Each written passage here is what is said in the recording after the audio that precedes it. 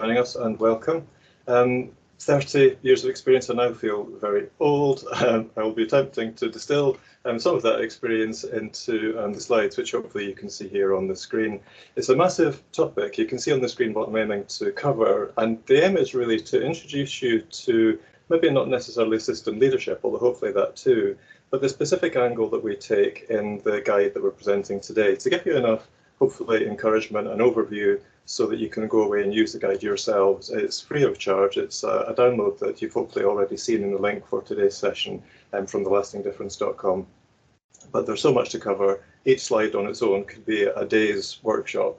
So the plan would be to talk through some key ideas, but fairly briefly, but then to invite those who are here today to be interacting with the content and to help me learn from you and you learn from each other by encouraging some chat in the chat box. So that's where we're headed. We'll introduce some background and definitions fairly quickly, introduce the idea of system capacity. That's possibly a relatively niche part of the guide. I'll be asking you later on what you think of it, and then probably spend most of our time on the system leadership behaviours. And again, it'd be great to hear your experience with those and what you think of the ones that we're presenting today. All of our guides that we produce, there's a whole suite of them at thelastingdifference.com. They recognise that you're busy people, so they all offer 5-word summaries. In this case, if we're thinking about systems, healthy organisations need healthy systems to survive. That's a super useful reminder, just even to keep in mind as we go throughout the day and from here on in. And we'll say much more about this and being part of a healthy system. We also offer 50-word summaries for those of you who want a bit more detail. This summary comes from a workshop participant who's been part of our programmes before. And again, I think a really useful reminder about what fundamentally is at the heart of this. We're all working really beyond capacity. We're all trying to improve things. And spoiler alert, the conclusion in the guide and the conclusion from the programme is the most effective way that we can make a lasting difference and we can change the system that we're in is to put people at the heart and at the start of all of that. So those are the super quick summaries. The guide itself looks like this. This is the cover for the guide. And as I'm talking through the background over the next few minutes, it'd be useful to get your views on, so share thoughts in the chat box, please.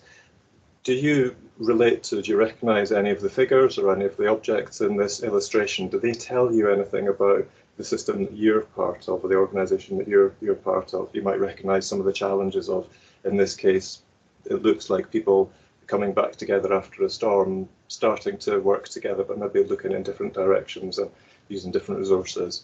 So in the chat box, please, any thoughts on which of those people or things says anything about you and the system that you're part of? And that will occur, the picture will occur as I go through the next few slides, so you can keep thinking about it. And I'll be introducing where the ideas come from, first of all, and leading up to some definitions. So, Michaela mentioned that the guide that we're best known for is used by well over 8,000 non-profit organisations around the world. I use the term non-profit to be inclusive of public and voluntary sector, social enterprise, whatever. It's the Lasting Difference Toolkit, and it defines sustainability in this way, but it doesn't address the systems element of the definition in a great deal of detail.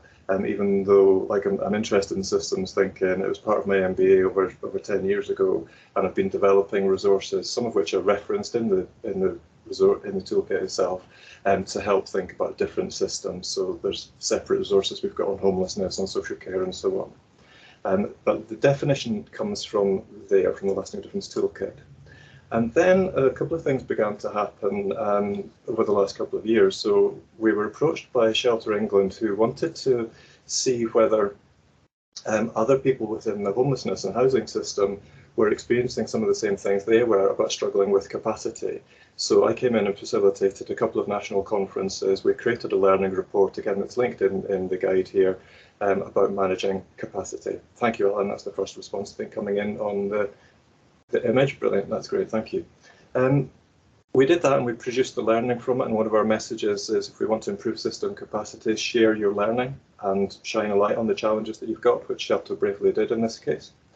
Then we ran an event for our own stakeholders to see, well, were other people experiencing these issues of no matter how much effort and money and time and resource we put into making things better, they don't always, and very often things seem to be getting worse.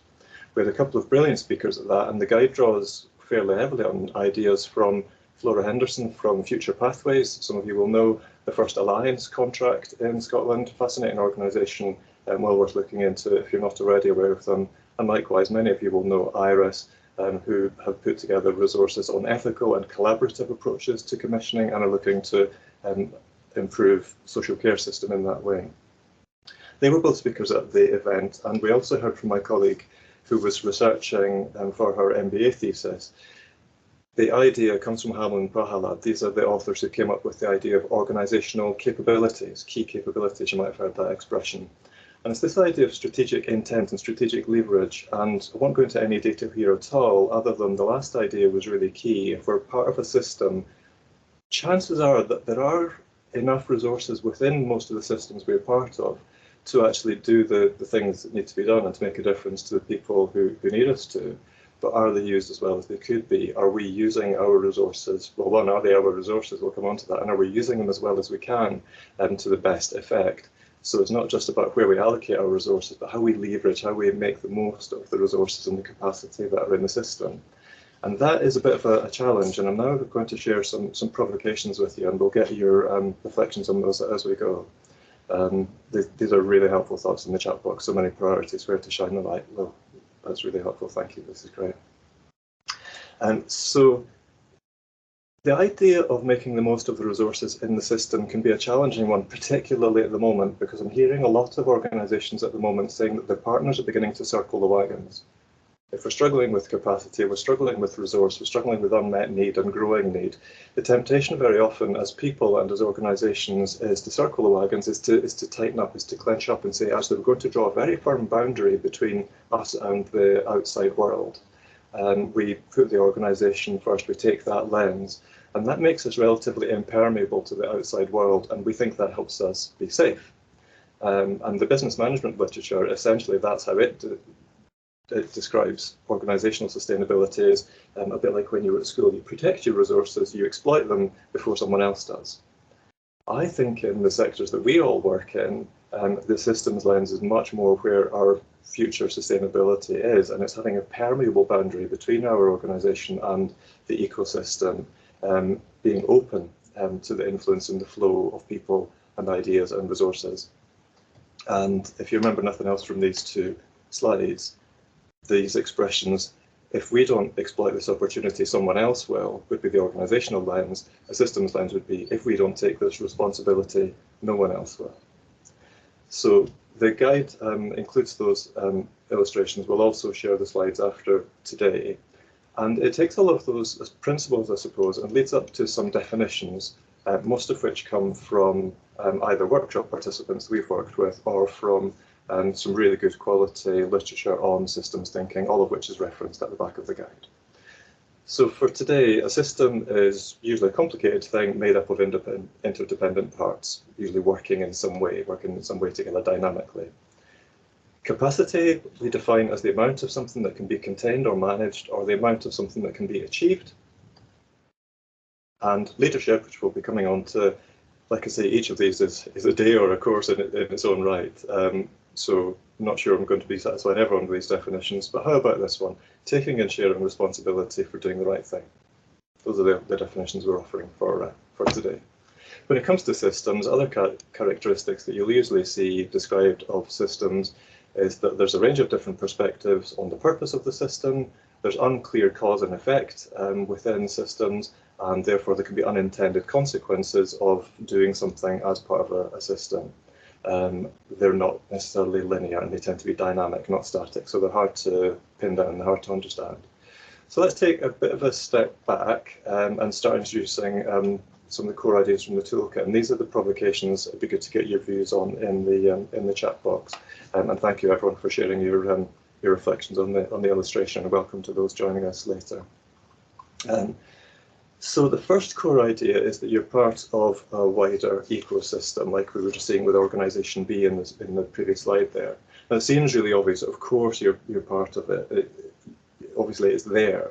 But the less obvious part of it is that your success depends on it.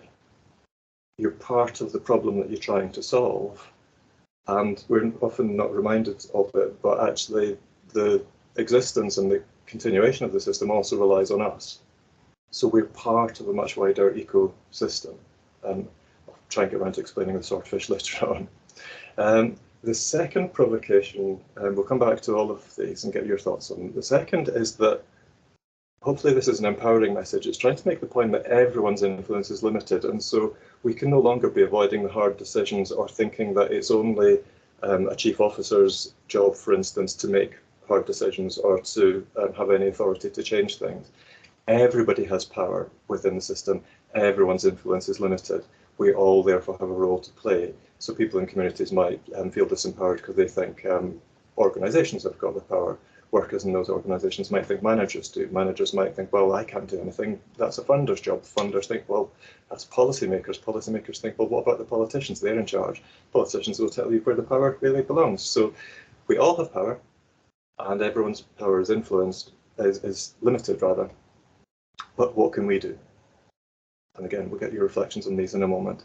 After the third provocation, which is that you're already shaping the system through your actions, your inactions, the things you do, the things you don't do are already shaping the system. So the more that we begin to understand that, the more we can think, well, okay, so shouldn't we try to get good at it? And the guide is offered in that spirit. So 3 massive provocations, 3 difficult questions, but it'd be good to get your responses, just sort of gut feeling when you're hearing those. Again, in the chat box, please, if you're able to. Do you recognise that? Do you agree with those ideas? What would be the implications of those things being true, that you're part of a wider ecosystem, that everyone's influence is limited, but everyone has it, and that through your action or inaction, you already shape the system? If you could get any thoughts on those now, I'll stop talking and pause for a moment, give you a chance to think.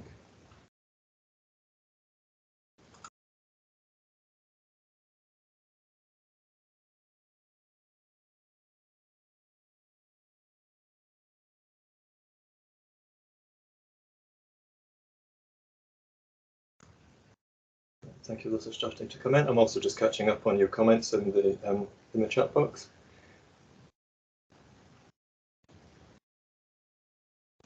I love Emma's comment there, working harder to get nowhere. How can we be more effective, not lose people in the process? That idea of working harder to get nowhere, it can feel like that hamster wheel, and the systems guide goes into a fair amount of information about that feeling.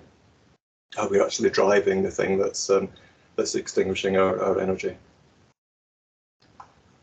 That's all really helpful, thank you. The point about the helicopter from Joanna is also fantastic. The guide picks up on this quite a lot about often the quick fix seems the easiest.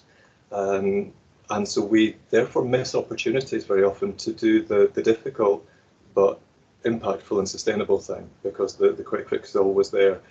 And actually it's so overwhelming, the complexity of your work is so overwhelming a lot of the time that we don't know what to do, so we just do something, anything, rather than taking the time to try and, like you say, Joanna, dealing with that underlying issue in the long term.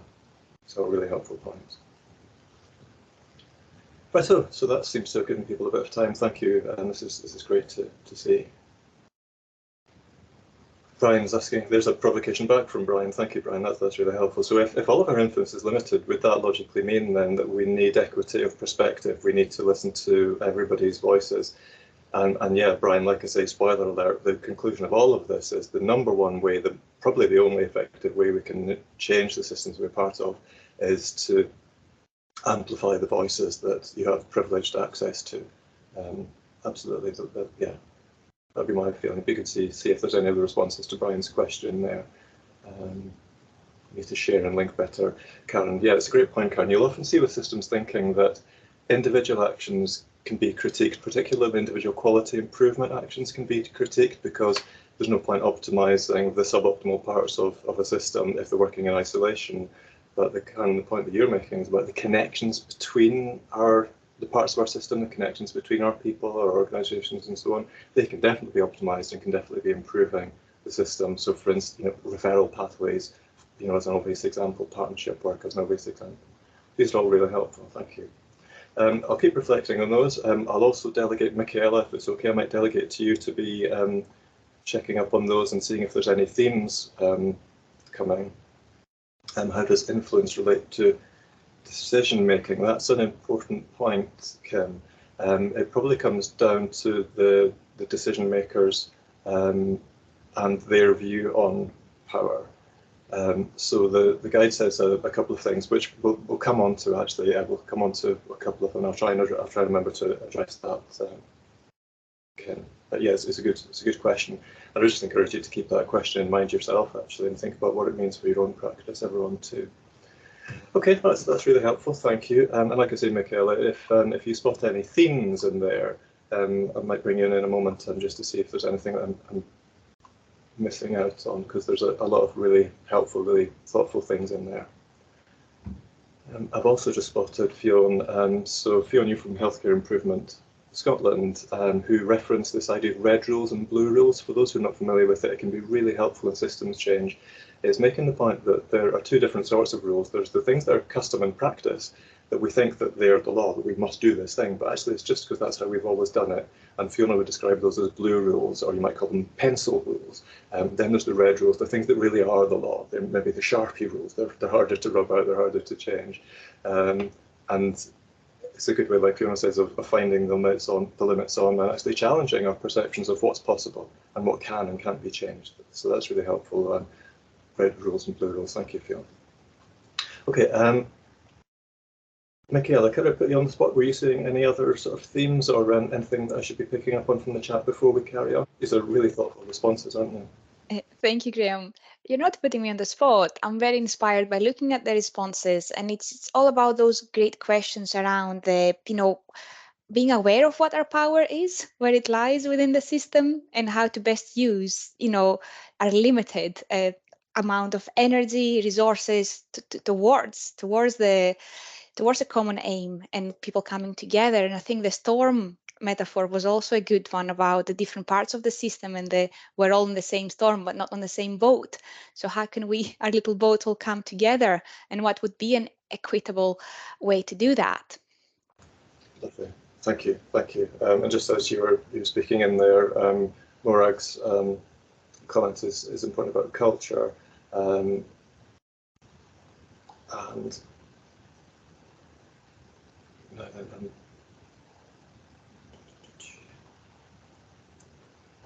some people having more influence than others. For me personally, one of the things that really influenced me when I was working in the shelter conferences that I mentioned was they had a speaker there who used the provocation, and it's reflected in the guide, that those people who are better represented are more likely to have their rights fulfilled. And it seems just really, really obvious. But in terms of where that decision making, back to Kim's question, back to where that decision making comes. So, what role do we have in ensuring that people and voices are represented? Thank you, everyone. Good thoughts. So that's the principles, I suppose, that inform what comes next. Like I say, the second part of the guide is possibly more niche, so I won't go into too much depth, but it will be super relevant for some of you. It's making the point that before we intervene in a system, we need to try and understand the capacity available within the system, and there's different ways that we can do that.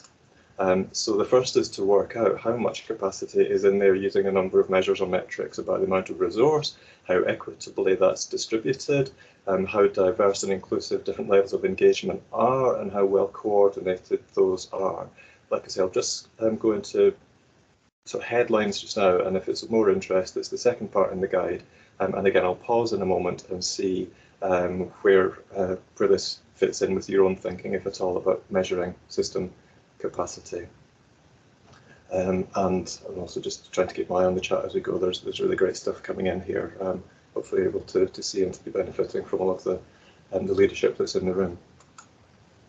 The name of the guide, Shine a Light, fundamentally comes from this one, and I'm sure you recognise this one, that we very often mask the real resource and the real capacity that it takes to do our work. So we need to start telling the truth about capacity, so that we know how much it really takes to do the work that we do, and that our colleagues, managers, boards, funders, supporters know the true picture. So we need to be shining a light on that capacity issue if we're going to be improving it. Then we need to be using our resources to try and provide and to build capacity. Second order outcomes, I'll just quickly explain. It's that idea of give someone a fish, they'll eat for a day, teach them how to fish, they eat for a lifetime. second order outcomes are those that equip people to need us less in future, are the ways that we can be doing that. Somebody thought this was a bit cheesy. I really like it. It's possibly a bit cheesy, but I still really like it. About being valuable, not precious. It's a really key message in systems leadership. If we're going to be making a difference, we need to let go of our own resources. They're not our resources. We need to let go of our topics and support other people to lead those for themselves. And one of the ways we can do it is by equipping them to do things for themselves, giving them the resources. This is back to the stretch and leverage thing, leveraging the resources available to people and in their systems.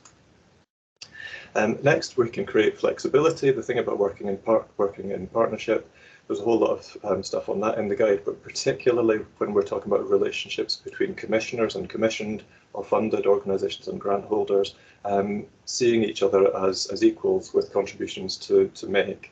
So yeah, that partnership bit becomes really key when we then translate all of these system capacity ideas into system leadership behaviours. Finally, if you look at the system thinking literature, a lot of it is about time scales and feedback loops. And this becomes quite important for us because if we're looking to be working out, well, how much capacity is in the system, which part are we looking at? Because the way that we often think, and sometimes strategy and policy making is ahead of implementation, but towards the end of a strategy cycle or a policy lifeline, implementation is probably taken over. So the idea of being able to have your eyes and to help other people keep their eyes on different horizons becomes quite important.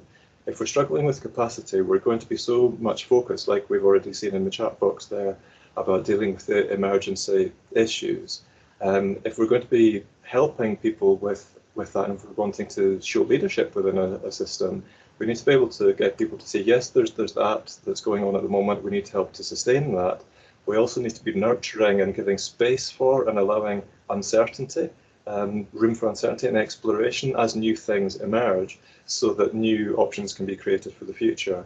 And the guide uses the metaphor of using binoculars as leaders, that we're putting them on. We're trying to get a long-term, long-range view, and then taking them off to see what's in front of us. So yeah, thinking about time and time scales is super important, not least because if we're honest, if you're all out there working in systems, you're working almost certainly on challenges that have been there before the past policy cycle came along, that will be there when the next policy cycle or fad or report or investigation, whatever comes along. It's how we really work out what's core and keep our eye on that horizon as other things are changing around us. So that was a super quick introduction to what the guide says about system capacity. I said at the start, is this a bit niche? Is this relevant to you? Any thoughts on system capacity? Do you see the need to assess it? Are you doing anything at the moment to support it and how that might be done? Any thoughts on that one in the chat box? And meanwhile, I will try and catch up with previous comments and have a quick drink of tea, and I hope you're all doing the same and possibly enjoying lunch. Duncan doesn't mind a bit of cheese with his lunch, so that's good to see, Duncan. I'll give you all a moment. System capacity, is it something you think about? Is it something that you support?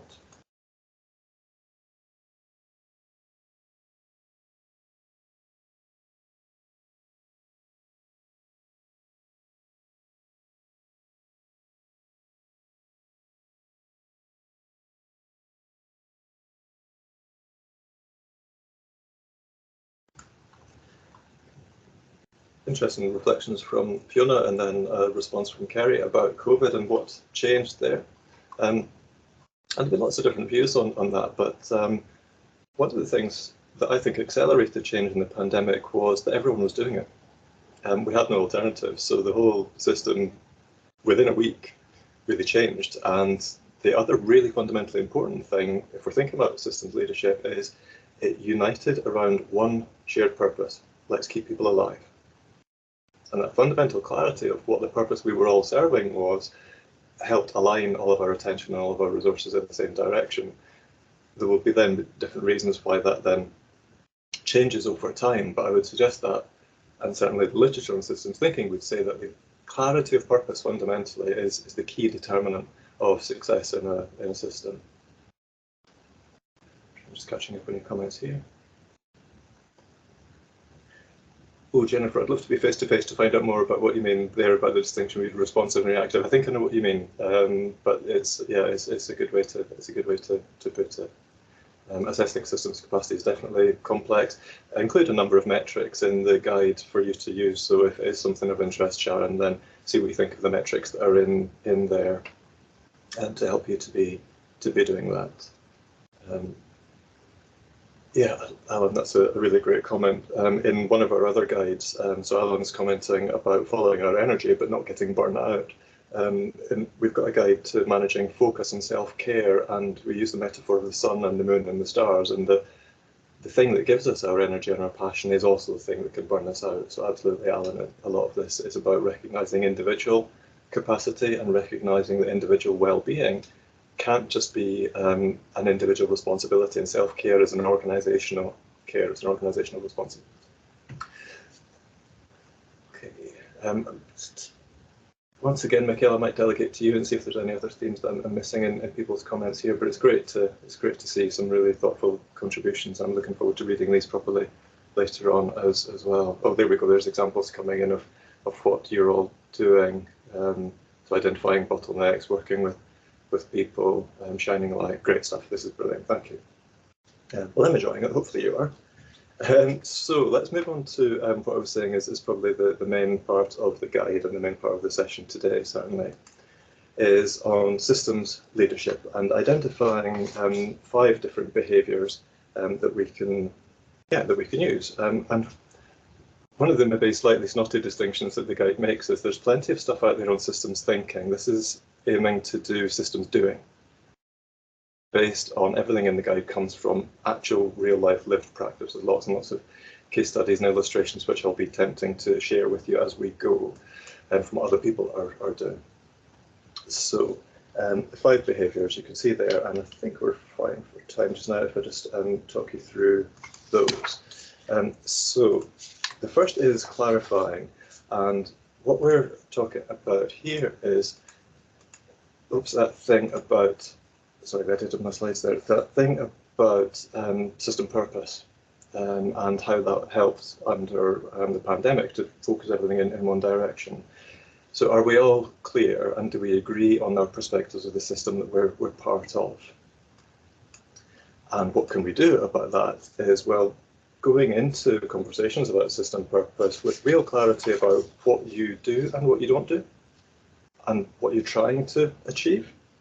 And exploring that together, and bringing people, we'll come on to convening in a moment, bringing people together to explore together. Well, this isn't just words, hopefully this is making sense that the different perspectives on what systems for will be the thing that drives our resources and our efforts away from each other and pulling in different directions. You might see the octopus behind me. So this is a metaphor for being pulled out of shape and going in too many different directions, and our efforts get tangled up with each other, or they pull each other apart.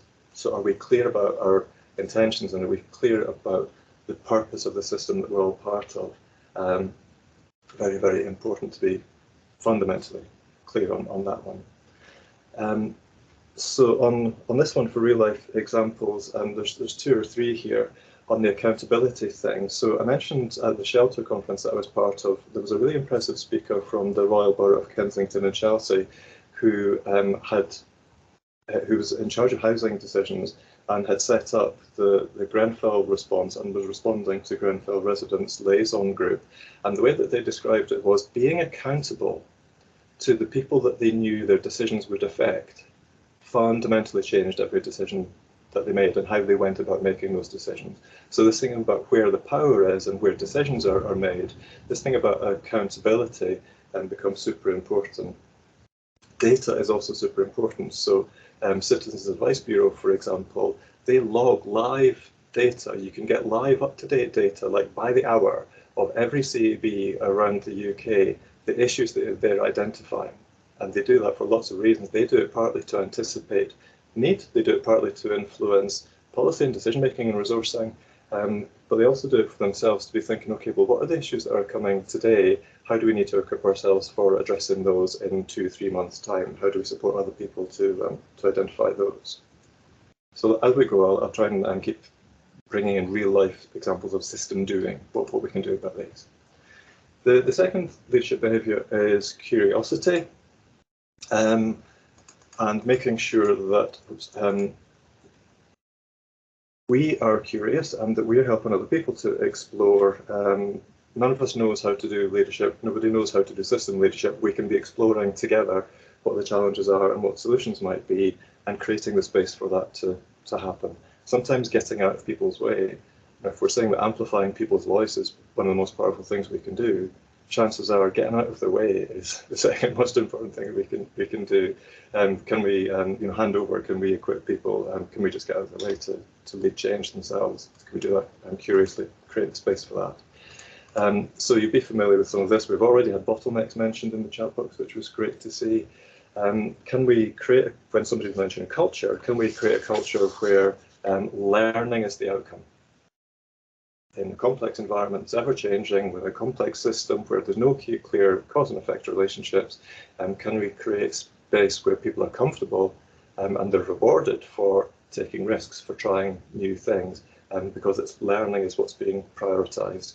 Again, our colleague from Healthcare Improvement Scotland may well even want to put a reference in the chat box to it, but even if not, look into the human learning system approach as a parallel way of thinking to this.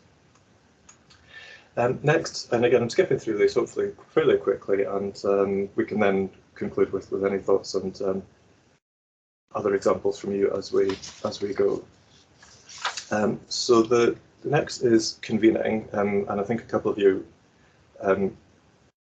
related to the helicopter and the helicopter view earlier.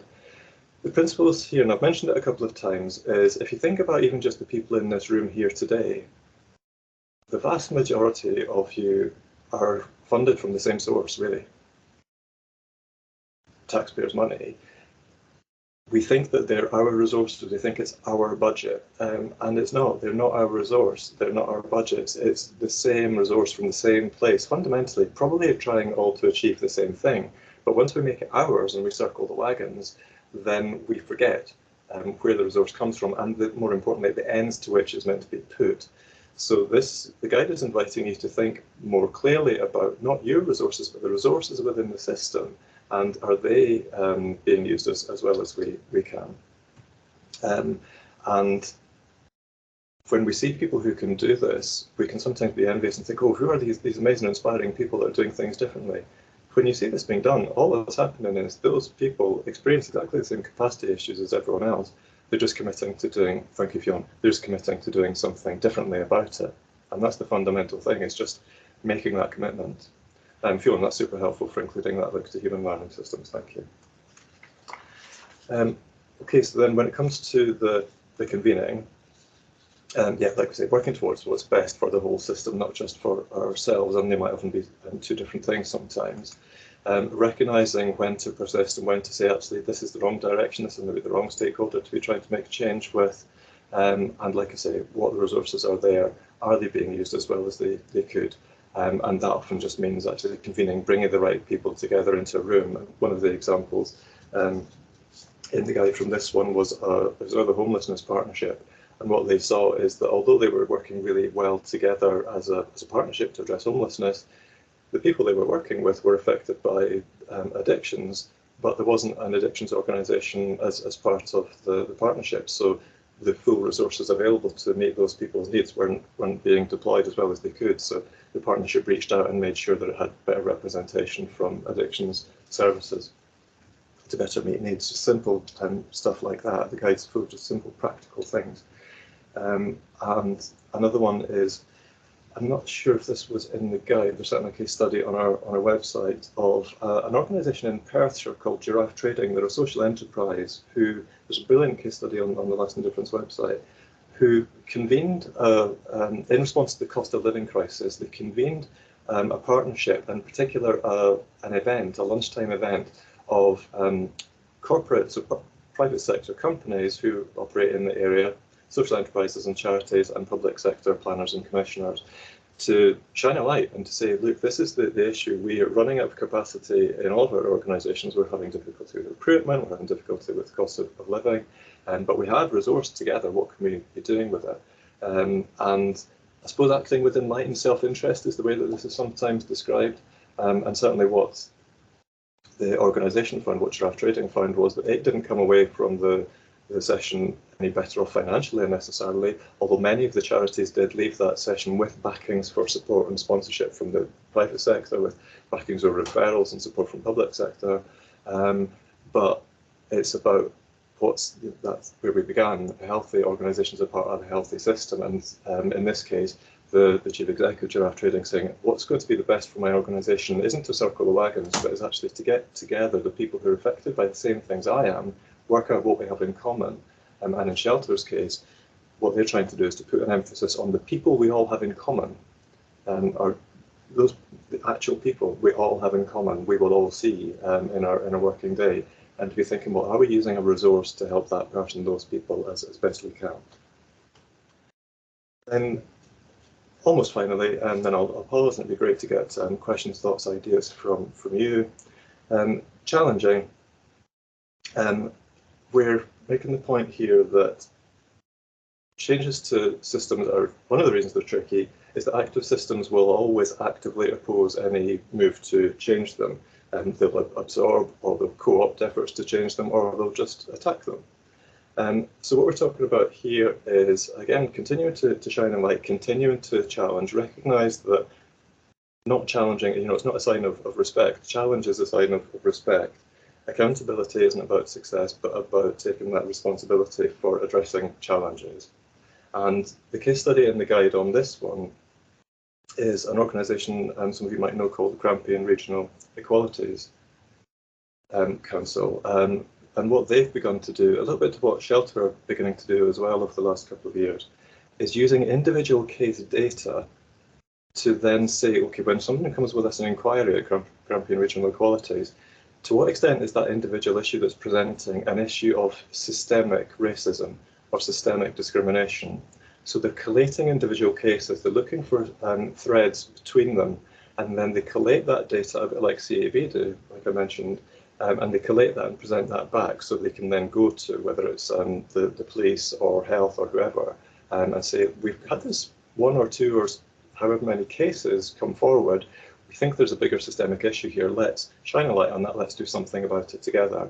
And I'm holding the space to just have that challenge with the information available. The point that you're making there about funding new projects rather than sustaining existing ones, we talk about that in the introduction to the guide, so you'll definitely recognise those challenges and hopefully understand them as well from what's in there. Yeah, I think we even mentioned shiny new toys or shiny things. And so on the challenging one, what can we be doing here? Like I say, Grampian are shining that light, Grampian Regional Equalities. And another one was also in the same area, Aberdeen Health and Social Care Partnership. I didn't spot if we had anyone here today from there. They've been working with service providers of care at home services for 2 years.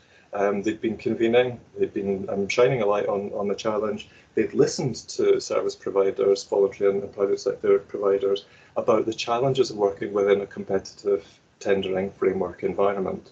And so they worked to come up with an alternative. And then at the launch event where this alternative was being presented, the chief execs of the very bodies who had helped to create the new way of commissioning were, yeah, they were up in arms to an extent about, this is so new, this is so unfamiliar. This is the thing about how the existing system will absorb or resist efforts to change. Although they've been involved in creating it, it just seemed so new. It was actually, I was sitting in there as an observer and hearing people saying, can't we just stick with the suboptimal rubbish thing that we wanted to change originally? But in terms of challenging, what the Health and Social Care Partnership did was to say, okay, like you have these concerns, let's address those, but let's not put those off us continuing with what you have told us and what we know to be a better way. And by having that courage and by challenging back, what they did was they arrived at a situation a couple of years later. Some of you will know that during COVID, many care at home services shut down. Many HSCPs, local authorities, have had contracts given back to them. They've had to pick up care at home contracts and deliver them themselves or find other care for those people. It hasn't happened in Aberdeen. Certainly when I last checked about 6 months ago, and if it has, it won't be anywhere to the near extent because they've created extra system capacity by having a new collaborative approach to commissioning. So it's called the Granite Care Consortium, the case studies in the guide. And again, the confidence to challenge, to push back against that resistance to change. So far, I've been letting you read the slides for yourself. I'm going to read this one. Championing voices for change is the single most effective way to change established systems. We've already mentioned people who are represented are more likely to have their rights fulfilled. And everyone has power and resources right now that can be used to affect the system at hand. And the ideas, the energy, the people for system change are already out there. So possibly concluding with some more provocations. Example for this one is CVS. So you probably know them as CVSs in Scotland as well, third sector interfaces, you might know them as local voluntary action services. In Cumbria, we worked with Cumbria CVS on a programme to build capacity in small community groups. And what they did was the group had been working together on what would make them more sustainable. And rather than just creating a report from the group working together, they convened a session where they brought local funders and commissioners and planners together with those charities to give access to that voice, to champion the voice for change that was coming from the communities. And absolutely, Kerry, one of the things that the guide invites you to do is to think, well, it's one thing equipping the voice to speak, but are we better equipping the ears to hear? Where do we put our attention? So if you have resources, if you have knowledge, intelligence, people, networks, can you be using those to champion the voices for change? Because very often those voices aren't necessarily going to be your own voices, they're going to be based on what people are telling you. So can we champion other people's voices and make sure that those are getting heard? So that's just about it from me. When it comes to championing, I showed Michaela this little sketch that I did when I think of voices for change and the different volume of what we hear. Well, which volume do we hear? Do we hear sometimes those loud, isolated voices, and or the volume, the amount of people who feel in a particular way, and what do we make sure that gets heard? We sometimes have to work harder to make sure the one on the right-hand side is heard. So those are what we've attempted to identify from practice as 5 system leadership behaviours. I hesitate to pause and to catch up with what's in the chat because there's a lot there, but I do invite you to, I will be doing that, but I do also invite you to think about, okay, so again, do you recognise that? Is there anything you think is missing if you're wanting to lead within systems? And how might you be able to use any of what's there? And then I will stop talking. I'm going to conclude with the quote where we began. The solution is taking system view, not an organisational one, asking questions about how to focus our resources in tune with the people within our wider network, and most importantly, having that conversation with the people that we're there to serve. I'll just put the question back up just now for ease. I will stop talking. And Michaela, I think we will move to questions and answers, is that right?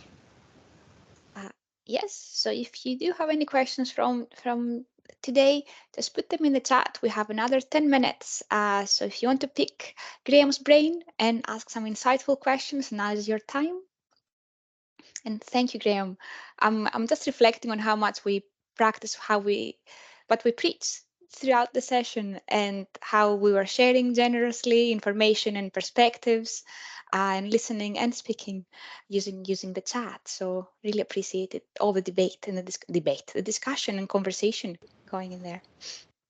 Very much so, very much so. And there's also lots of good practical ideas as well, Michaela. So I love Karen's one about a process map working together, because I imagine, Karen, one of the things that you find is actually the working together is the important thing. There will be an end product that's useful, but it's particularly useful for the people who are in the room. So actually the how we work together is often as important as the what. I think I'm just agreeing, Michaela, with everything that I'm seeing in the chat. I'll keep scrolling up to see if there's any questions there. A few things I picked up in terms of opportunities. So the pathways mapping, intelligence and data, and how we gather that and exchanging ideas within that space, liaising with other organizations and connecting and relating, and curiosity about our scope and curiosity about our shared purpose.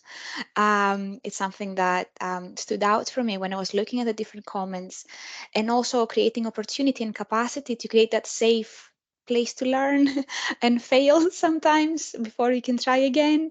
Staff development, the different tools in our toolbox, well-being, flexibility, trust, and learning together are all themes that came up in our different comments. Cool, thank you. Thank you. Yeah, that trust is something that we keep coming back to, isn't it? Absolutely. So there are lots of resources being shared, which is fantastic. I'm reflecting on Duncan's comment about data. So making sure I interpret it rightly. So we need data, we need systems.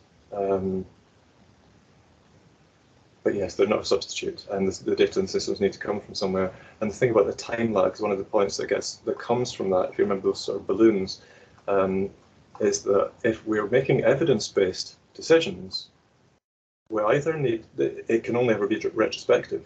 Practice is always going to be ahead of evidence.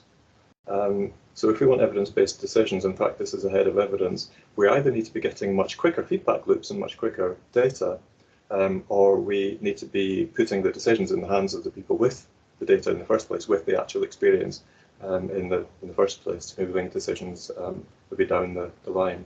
Like someone else in the chat box, I'm probably as guilty as everyone else of slipping into up-down metaphors and top and bottom and so on, which aren't great for reflecting the power dynamics. But yeah, the generation and the interplay between data and people, Duncan, is super important. Right, rather than rambling on, any other questions or thoughts or reflections as we go?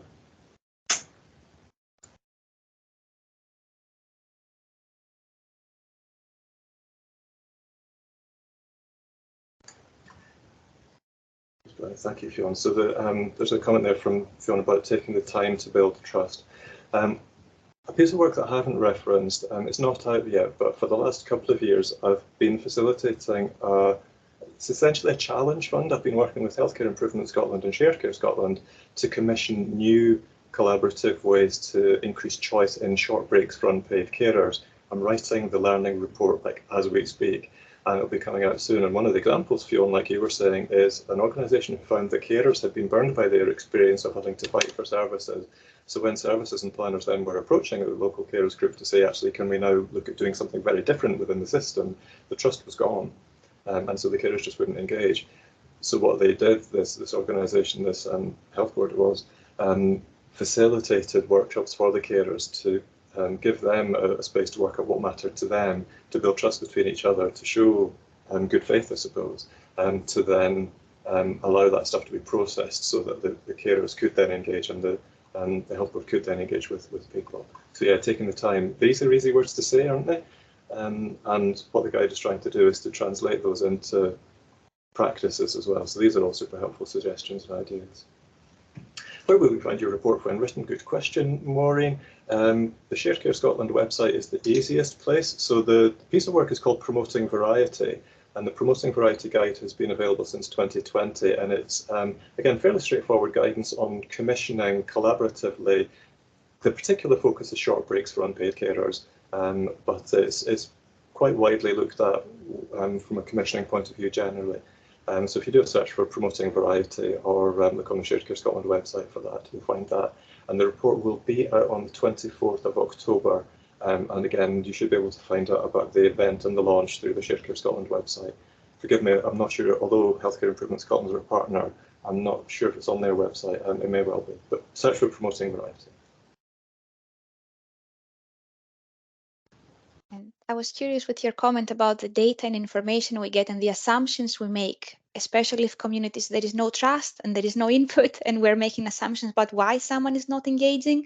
And a good example from the prisons where it's my background was you were assuming people didn't want to take part in meaningful activity, work, and I think the concern was safety. That's why maybe they wouldn't leave their cells, people in our care, to actually engage in activities, not because they didn't want to, but because they didn't feel safe. So it's those different aspects of how we collect data, objectivity, and who's inputting the data and all that aspect. Yes, yeah.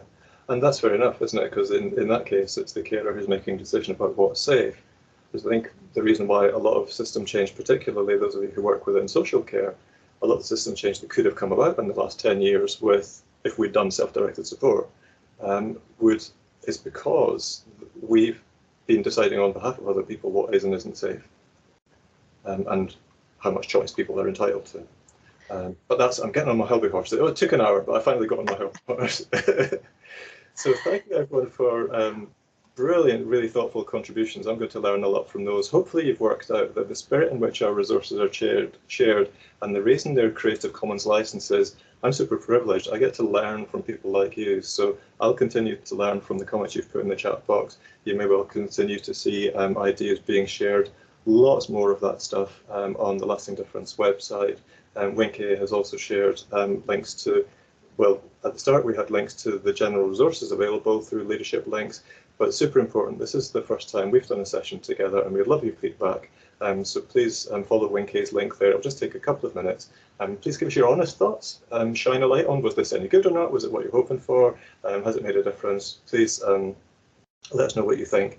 Apart from, we might have an issue in that Maureen can't access the form, so we'll check the permissions, Maureen, on that form for you. You should be able to do that. I think it's a standard one that we use as part of these programs. Finally, thank you to Winky and Michaela for bringing this together. Thank you all for giving up the time to take part in it, and I hope that it's been helpfully provocative, Alan. Thank you, everybody. Oh, thank you very much, Graham. It was an hour well spent. And again, thank you to everyone for giving us your lunchtime. Our next event, I'll just gonna put it in there, is about difficult conversations in collaboration and having those difficult conversations. So we hopefully will see you in one of our sessions. We're trying to, if there are any questions or anything like that, please leave them in the chat. I will have another look as we go along. But a big, big thank you to Graham for sharing your wisdom with us for this hour. So thank you very much. Hope everyone enjoys the rest of your day and hopefully see you at one of our next sessions. Thank you.